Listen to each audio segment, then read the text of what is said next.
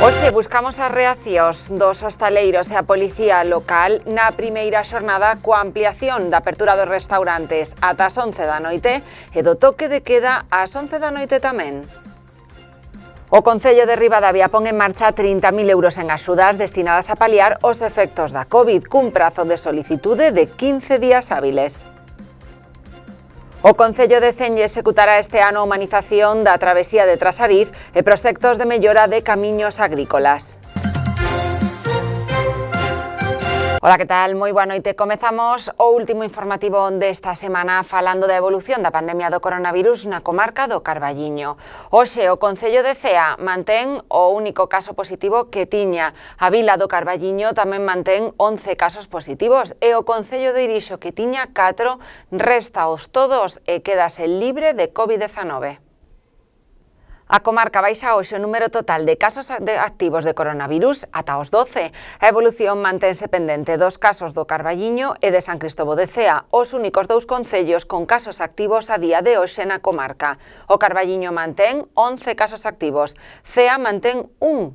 O Irixo, que tiña 4, queda hoxe libre de COVID logo de afrontar un brote familiar que afectou ata 9 persoas. O Irixo, a pesar deste descenso, manterase no nivel medio de restriccións ata o vindeiro luns. Isto supón que a hostalería pode abrir no interior co 30% do aforo e o exterior cun 50% de capacidade. E os demais concellos, Boborás, Maside, Beariz, Piñor, Punxín e San Amaro, están libres de coronavirus. Cortegada mantén 8 casos activos. Os concellos de Ribadavia e de Beade teñen un caso activo cada un. E o resto dos concellos da comarca do Ribeiro, os 7 que quedan, están libres de coronavirus.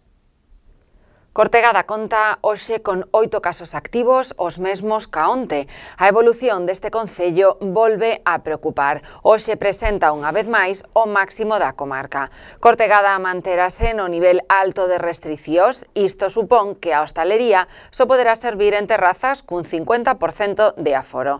Ribadavia mantén hoxe unha soa persoa contaxiada. A mesma situación ca onte e o concello de Beade conta tamén cun único caso positivo mantendo a mesma cifra ca onte. Recordamos que Beade facía fronte a un brote de 7 persoas que o puxo como a único concello galego en nivel máximo de restriccións durante un par de semanas. Os demais concellos da comarca, Leiro, Melón, Arnoia, Avión, Carballeda de Avia, Castrelo de Miño e Celle, están libres de COVID-19. O seu aumento é xeral na comunidade galega, que volve a incrementar o número de casos activos de COVID-19 e tamén a presión na asistencia hospitalaria. Tamén suben os casos na área sanitaria de Ourense, o igual que os ingresos hospitalarios e nas unidades de cuidados intensivos. Nas últimas 24 horas, a comunidade galega conta con 199 positivos novos de COVID-19, facendo que restadas as altas os datos totais pasen os 2.523, cun novo ascenso de case, neste caso, un centenar de positivos. A presión asistencial presenta tamén un incremento. Hoxe hai 4 persoas máis nas unidades de cuidados intensivos, ata as 29, e temos 12 ingresados máis nos hospitais, ata os 169. Na área sanitaria de Ourense, Verín e o Barco de Valdeorras, a xornada volve a amosar un repunte. Hoxe hai 12 contaxios novos, restamos as altas e a cifra sobe en 12 casos ata os 217 casos totais. Os hospitais presentan tamén un leve aumento. Temos unha persoa máis hospitalizada en planta entre os 3 hospitais da provincia, ata as 16, e 2 persoas máis ingresadas nas unidades de cuidados intensivos, ata as 5. Hoxe falamos coa Policía Local do Carballiño e tamén con distintos hostaleiros para coñecer as súas impresións desta primeira xornada coa ampliación do toque de queda e tamén coa ampliación do horario do servizo dos restaurantes, ambas as dúas ata as 11 da noite. A Xunta de Galicia, asesorada polo Comité Clínico, tomou a decisión de manter o peche perimetral de Galicia. Aínda así, a comunidade prosegue coa desescalada gradual noutros ámbitos. Hoxe é a primeira xornada coa ampliación do toque de queda ata as 11 da noite. A Policía Local explicounos hoxe como procederán para facer cumprir estas novas medidas e os problemas que se presentarán. É certo que, como xa moitos viernes, pois estamos amanecendo con novas normas, non?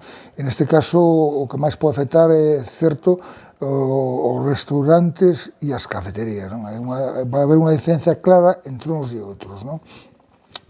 O do restaurante, pois, está claro, con cita previa, tú dicías, con cita previa, podes estar cenando hasta as 11 da noite. É certo que non vai a coincidir o toque de queda. Non sei como se vai a solucionar isto. E logo, o do restaurante debe custodiar os datos da persona que reservou. En verdade, eu creo que se complicou bastante a situación, en verdade, por un par de horas máis, non?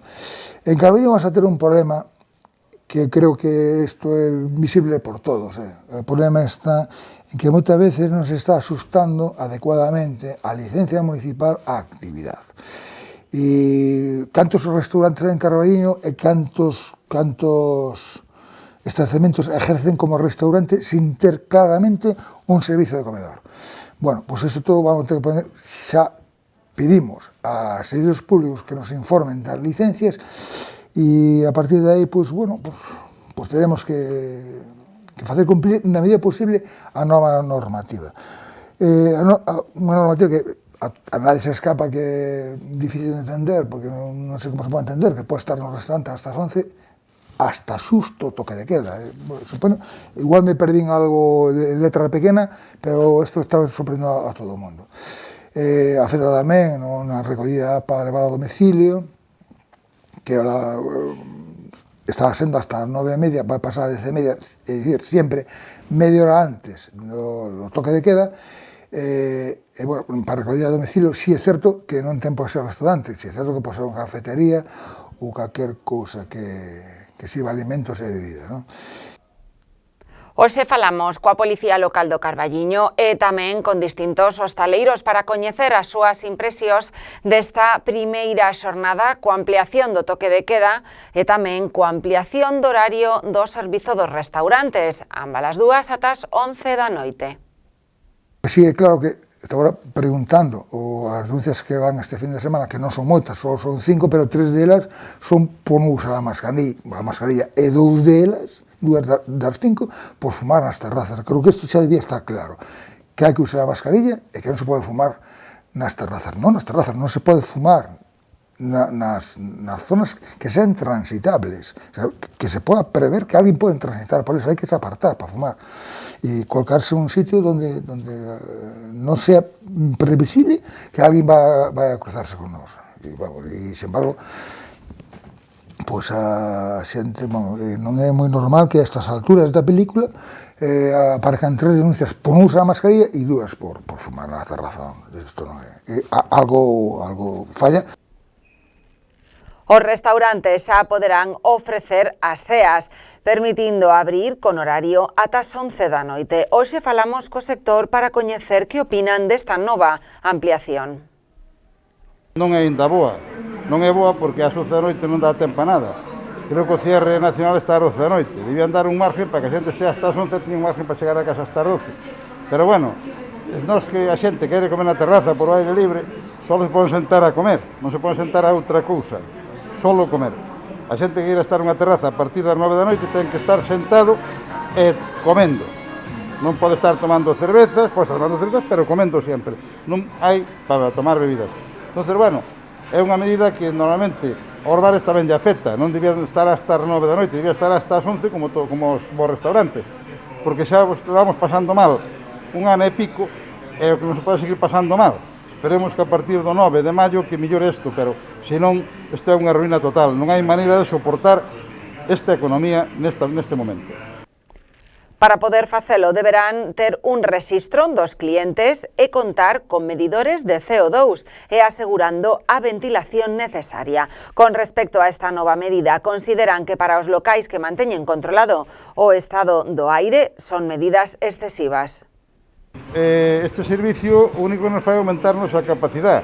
É dicir, que no exterior temos 35% e dentro temos o 50%. É o único beneficio que temos. Pero, bueno, exígenos unha serie de cousas, como mirar o CO2, hai que ter unha máquina preparada para o CO2 para que medilo e que o local este en acción. Isto pareceme que é un servicio que non é necesario. Un local que este ben orientado, é dicir, ben orientado, ben con unha extracción boa, ese problema non o ten de CO2. Ao haber unha extracción boa e un aire acondicionado, con unha extracción boa a parte do aire, eu tiño extraccións a parte do aire, entonces non, o CO2 non afecta para nada. É dicir, que o local nunca está cargado, ainda que estea a tope non está cargado nunca. E para continuar coa reapertura de actividades, a Xunta de Galicia prepara xunto co sector do ocio nocturno un plan de desescalada gradual cando a situación sanitaria así o permita. A Xunta traballa cos representantes da vida nocturna para volver á actividade cando a situación sanitaria o permita e sempre que os datos sobre a evolución do COVID-19 sigan mellorando. Isto abordouse hoxe na reunión entre o vicepresidente da Xunta, Alfonso Rueda, e o ministro de Sanidade, Julio García Comesaña, con representantes do sector. O goberno galego mantén así un diálogo fluido e directo co sector dende o inicio da pandemia. Púxose en marcha un plan para reactivar a vida nocturna con subvencións para o alugamento, a realización de concertos ou o mantemento do emprego. Lembramos que discotecas, pubs, shows cafés, salas de festas e de concertos levan pechadas dende o pasado mes de agosto do 2020 por restricións sanitarias. O Concello de Ribadavia pon en marcha 30.000 euros en axudas destinadas a paliar os efectos da crise do COVID-19. O prazo para solicitalas é de 15 días hábiles a partir de mañá. A Corporación do Concello de Ribadavia aprobou as bases reguladoras da convocatoria do Programa de Subvencións de Reactivación Económica e Social destinados a autónomos, pemes e viticultores.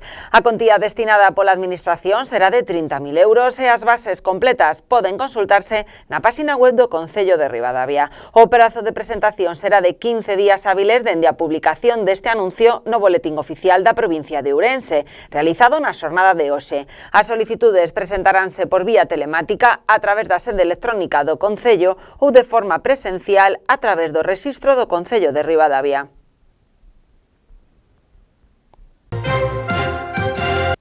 Cenlle vai a executar este ano as obras de humanización da travesía de Trasariz e tamén outras obras de mellora de camiños agrícolas. A Xunta de Goberno Local de Cenlle aprobou a execución do proxecto das obras de humanización da travesía de Trasariz cun orzamento de preto de 171.000 euros. Neste proxecto contarán coa colaboración económica da Xunta de Galicia, cunha vez feitas as obras, cederá a titularidade da travesía ao Concello. Tamén se aprobou a execución das obras de reforma interior da Casa Consistorial cun orzamento de preto de 35.000 euros. Tamén se aprobou para a súa execución neste ano proxectos de humanización referidos a áreas rurais como a renovación da rede de saneamento en Pazos Hermos, a mellora de camiños municipais de acceso a parcelas agrícolas e a humanización da praza do núcleo de Laias. Cada un deles contará cun orzamento de 40.000 euros, salvo o último dos proxectos que ascende a 48.000 euros de investimento.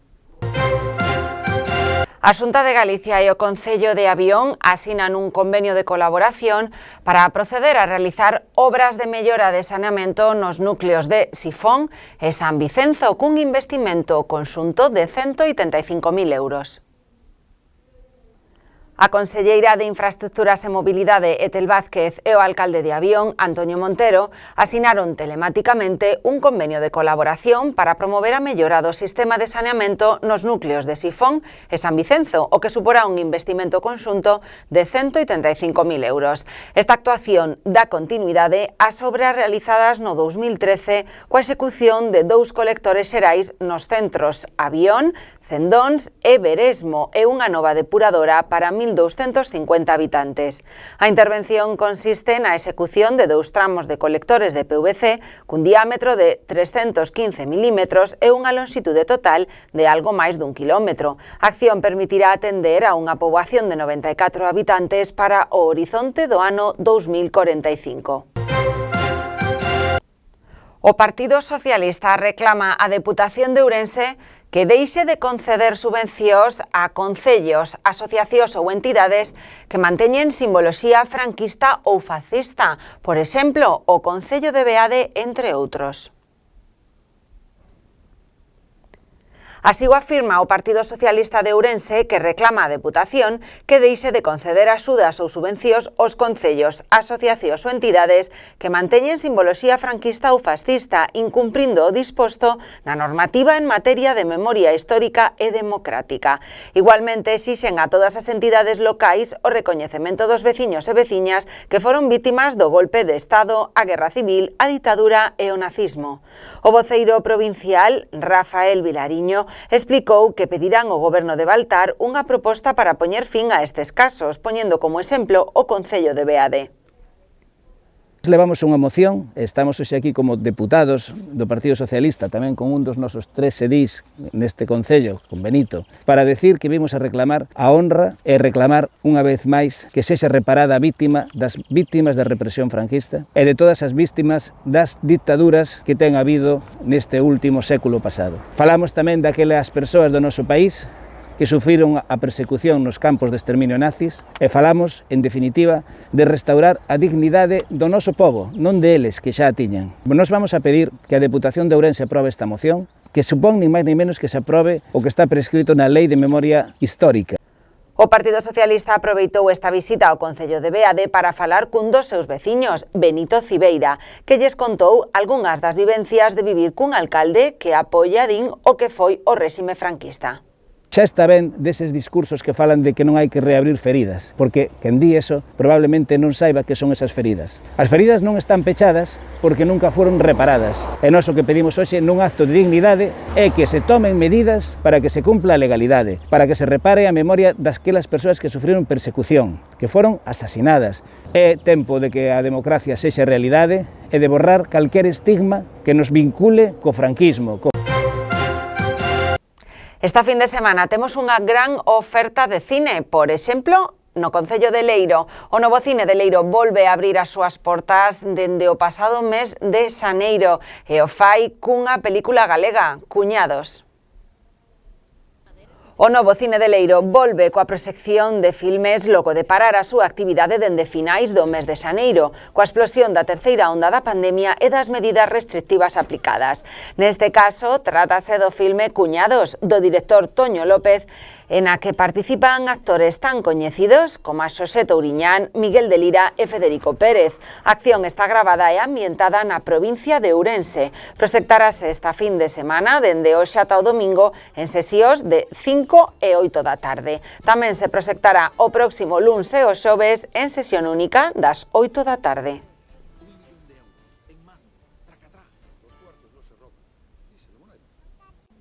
Esta fin de semana temos proxección todos os días no Cineclub do Carballiño. Venres e domingo a película La familia que tú eliges e o sábado temos proxección do documental gañador do Goya deste ano.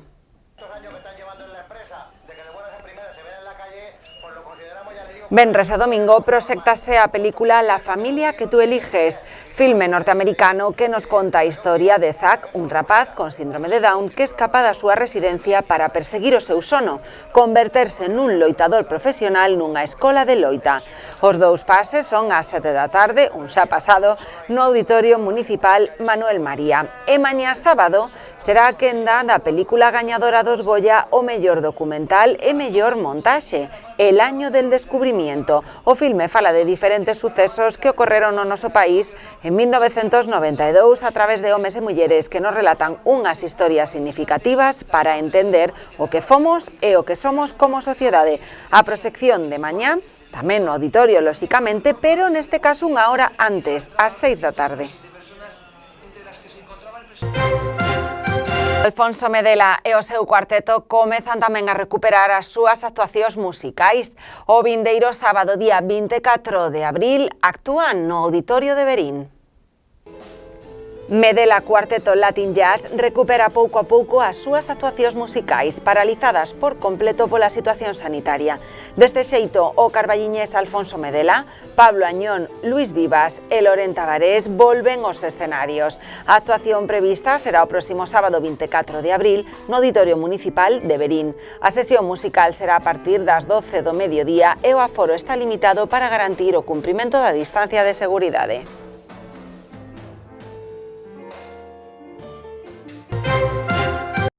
Hoxe 16 de abril é o Día Internacional contra a Escravitude.